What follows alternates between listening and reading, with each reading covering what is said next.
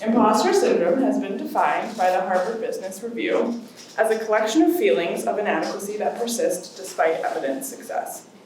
Imposters suffer from chronic self-doubt and a sense of intellectual fraudulence. It's something that many experience, myself included, and likely many of you in this room. But it's something that so few openly talk about. Personally, it's been a constant battle for me to feel like I'm good enough in both my personal and professional relationships.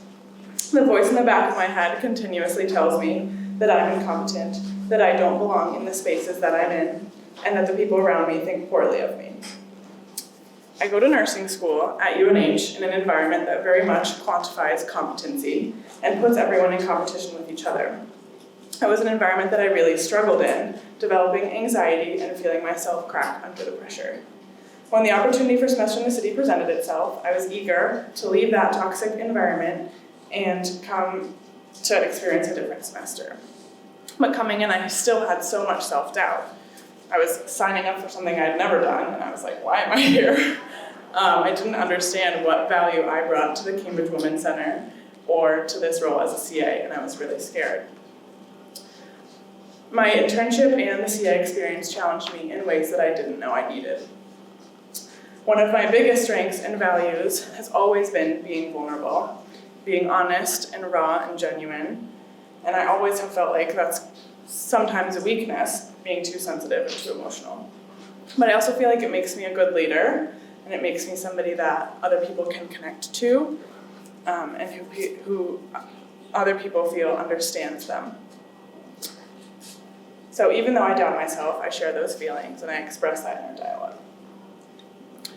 This semester, I got to spend many hours a week sitting down with the women at the Cambridge Women's Center, many of whom experience homelessness, food insecurity, trauma, and mental health challenges. I feel so lucky to have been able to build those relationships with these women who are walking on so many different paths, but that all converge in this beautiful little house that is the Women's Center. These women are some of the strongest and bravest humans I have ever known, and I am constantly reminded of just how resilient people are, especially in times of great adversity. One of my greatest role models, who's a nurse midwife, I stumbled upon her blog in a post that she wrote about imposter syndrome. And she's 10 years into practice as a certified nurse midwife, and she is on all of the boards of everything, and I look up to her so much. And she still struggles with imposter syndrome. And I found so much comfort in the fact that somebody that I look up to so much also feels these feelings in the spaces that they're in. And I really wish more people openly talked about that, because I feel like everybody always feels like they have to have all their shit together all the time, and nobody really does. Like, what is adulthood?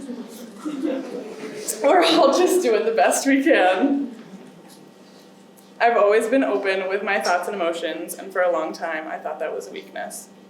This semester reminded me how much of a strength it is to be vulnerable, and how doing so opens so many doors to connection and understanding. And I've seen that in my role as a CA and making relationships with all these wonderful people and at the Women's Center.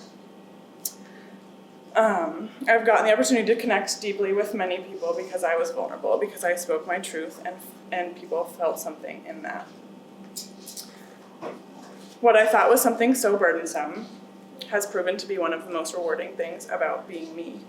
So I urge you to share, connect, put it all out there, feel your damn feelings, let it go. There's so much strength, bravery, and resilience in being vulnerable.